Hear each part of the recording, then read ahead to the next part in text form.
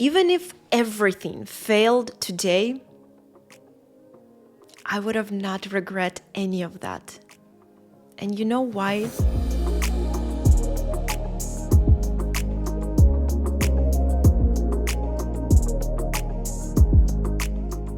Fabulous people, welcome to the podcast for all the babes who create their own life trends. My name is Anastasia, and this podcast is all about inspiring you to relentlessly pursue your biggest dreams and live your most authentic, abundant life. Well, fabulous people, episode number 1. From here on, it can go one of two ways.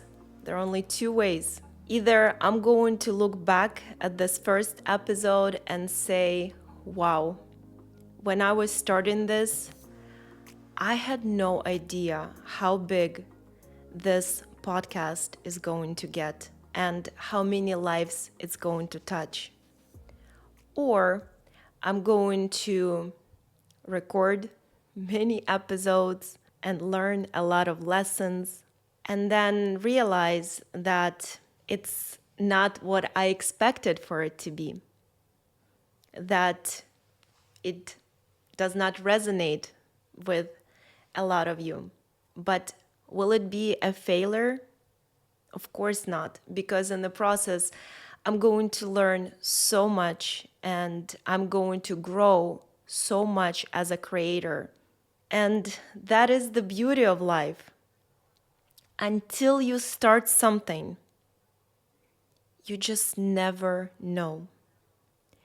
And that is so exciting and scary at the same time. So, is there the right time to change your life? Maybe you are in a job that is not fulfilling you and you're so passionate about something and want to express yourself creatively. Maybe you're in a relationship or marriage that lived its course, its life, and you know it's over, but you haven't had yet that conversation with your partner. Maybe you've been dreaming for a long time to move to a different country and start from scratch, something that happened to me many, many, many years ago. I remember that day like it was yesterday. I was in a taxi from Fiumicino airport with my 2 suitcases, going into my new life and new apartment in Monte area, which is by the Coliseum. And then out of sudden, the taxi stops in front of a building and he says, "Siamo arrivati," we have arrived. And I still remember that pouring rain, which is so untypical for this time of the year. So I exited with 2 of my suitcases from the taxi. The owner of the place came and helped me with the bags, Loredana. I entered that place, which I haven't even seen live because I was choosing it while I was in the States. It was an Airbnb. And she was so nice, so kind. I remember she made me some coffee and cornettos, and then she said, "Okay, buona fortuna, good luck."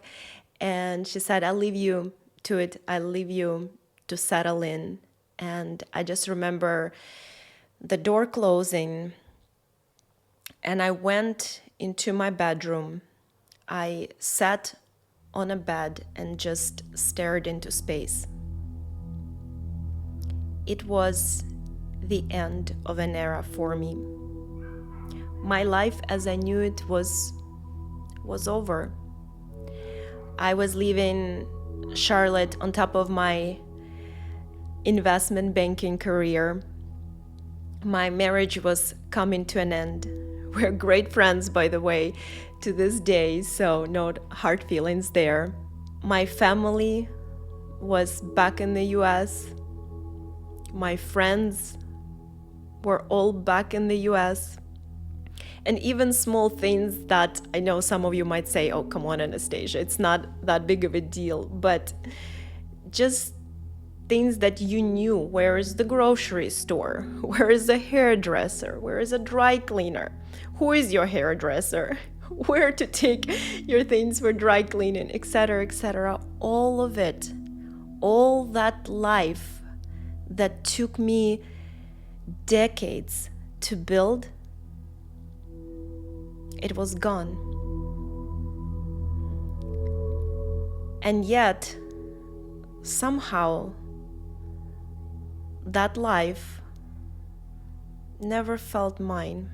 And I remember even sitting at that apartment, knowing that I have no idea what I'm going to do career-wise, knowing absolutely zero people, and being in the apartment that I rented just for 3 months. I remember that life felt more mine than that beautiful, convenient, perfect from the outside life that I built in Charlotte. And you know, there were moments, of course, when I almost convinced myself that I am content. I don't want to say happy because happiness is such an elusive feeling, but I almost convinced myself that I was content in that life, that that life was mine. But what's interesting is that the more I fought to make that life mine, the louder that voice was getting. That's the interesting thing about life in general, is that anytime you're not on your path, on your authentic life path, universe, God, creator will always make sure to align you back with your purpose, with your life purpose. You can try all you want. You can fight as hard as you want. You can try to convince yourself as much as you want. Deep inside of you, you'll know. You'll just know that this is not for you. It can be your whole life, or it can be just one aspect of your life. Going back to the question, is there the right time to change your life? I personally don't think that there is the right time to change your life, but I think and I believe, based on my life experiences, that the best time to change your life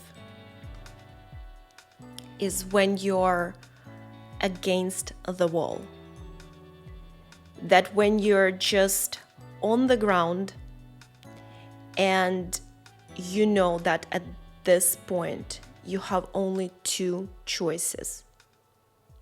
You can either stay in the reality that no longer serves you, or you can build a new reality that you truly want to be in and to live in. I know how scary this is. And a lot of you might say, Anastasia, how do you do it? I know so many people reach out to me and say, how do you do it? How do you jump? How do you make that first step? It is so scary. It's such a big life-changing decision, no matter what it is. And the tool that I've used ever since even I was little. I've done it obviously subconsciously. But what helped me so much to make those big life altering moves, decisions, is to start small. It's a muscle that you train like anything else. So ever since I was little, I would put myself into those situations that are risky and that there is a potentiality for a failure. For example, I would always sign up for all the dance competitions in my town. I would always sign up for all the different academic competitions, and I would compete.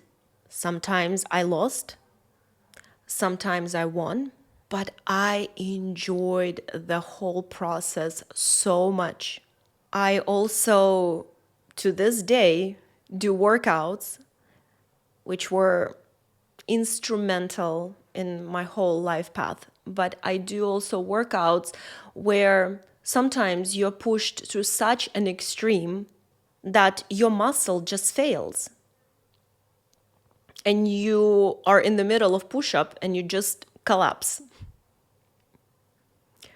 But is that a bad thing that your muscle failed? In a process, I became so much stronger. My body got so much stronger. Mentally, I got so much stronger. And if you do those little things, it trains you slowly to be okay with taking risks and not being afraid to fail. Because what happens there is that if you fail, you really realize at that point that there is no such thing as failure. Let's just take a few examples. Let's say that you decided to leave your 9 to 5 job and start a business. And you started a business and you have no idea what you're doing. You're trying different things. You are learning in the process how to become a better entrepreneur, how to build your business from the financial standpoint, from the marketing standpoint, how to hire people, how to be a good CEO, how to manage it all, right? All this kind of things. Let's take the worst case scenario. Let's say after many years, you still don't succeed with it. I honestly don't believe in it. I believe that if you put it all and you pour your heart into something, I know at some point it will work. If you really, really want it, you can have it. You can, no matter what it is. But let's just say at some point you say, Anastasia, it's not for me. I realize that I prefer to work in a corporate environment, there is nothing wrong with that. Number one, you gained a whole new appreciation for being in a corporate environment. Number two, even when you go back to the corporate world, your vision of how things should be, how you should be, they're going to be completely different. I guarantee you, you will take more initiatives. You will look at different issues from different angles because now you have that broader perspective on things and how the company is run, no matter what company it is. It doesn't matter. Business is business. And I guarantee you, it will be so much easier for you to grow in a corporate world than before, prior to your experience of trying an entrepreneurship. Let's take as an example, a relationship. Let's say you've been in a relationship for some time or in a marriage for some time, and deep down, it's over. No matter how much you try to save it, to make it work, this is it. And I know it's a very, very scary feeling because you start questioning yourself and saying, Maybe will I be by myself for the rest of my life? Will I meet someone special? What is it even like to be by myself? What am I going to do with my weekends? How am I going to fill up my time? But then, if you jump and finally do it, my God, the growth that you experience, the glow up that you experience, you will have such a unique opportunity to build the connection with yourself, to pour all that energy you poured into the relationship and making something work. You will take all of this and pour it into you. All that attention, all that love, all that understanding, all that appreciation, you will give it to you. And your connection with yourself will flourish and grow. And from that standpoint, you will understand who you are. You will have such a stronger connection with yourself. And from that standpoint, if that's what you want, you will manifest and you will attract such a beautiful partner who aligns with who you've become. And again, it is not because the person before was not a good person. Sometimes relationships, they just run its course. And that's okay because you become different. And it is a beautiful idea, of course, of growing together for the rest of your life. And we all hope for that. But it's okay if that doesn't happen. But when you know yourself, when you know what you want, who you are, then you can attract the partner that aligns with it. Let's take the last scenario. You decided to move to a different country. It can be France, it can be Italy, it can be Spain, Greece. So you move. The worst case scenario, after some time, you realize that this country is not for you. But my God, the things that you will experience, your whole vision on life is going to broaden so much that even if you return to your home country, you will be a completely different person. And when you look back on whatever amount of time that you spend in a different country, you will never regret it, because the people you will meet, the experiences you will have, staying in the same place, you would have never had an opportunity to live that kind of adventures. That I promise to you.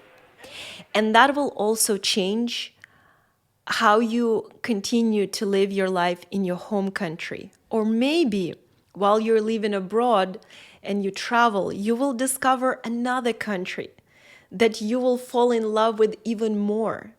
So if you never took that chance and moved to that country, you would have never discovered another country, and you would have never ended up in the place where you want to be, or you should have been. Or you come back to your home country with a completely different sense of appreciation for it, with a huge bag of memories, exciting memories and adventures that you lived in a foreign country. But you would never regret it. You would never regret it. Guys, looking back almost a decade later, just to think that there was a chance that I would have not moved to Italy. I'm so grateful to myself that I've done it. The incredible souls that I met along the way, the countries I traveled to, the moments I lived, the adventures I had, things I've tried. My God, guys, even if everything failed today, I would have not regret any of that. And you know why? Because I lived, I felt life in every moment of it, and I followed my authentic path. And no one ever regrets following their authentic path. Ever. Thank you so much for tuning in into this first episode. And of course, if you want to listen to this podcast on your favorite podcast platform, then of course, please feel free to do so, and please remember to follow me there. I'm so excited about this new chapter, and I'm so beyond grateful for every single one of you for being part of it. So many more exciting episodes to come. And what can I say? Stay fabulous.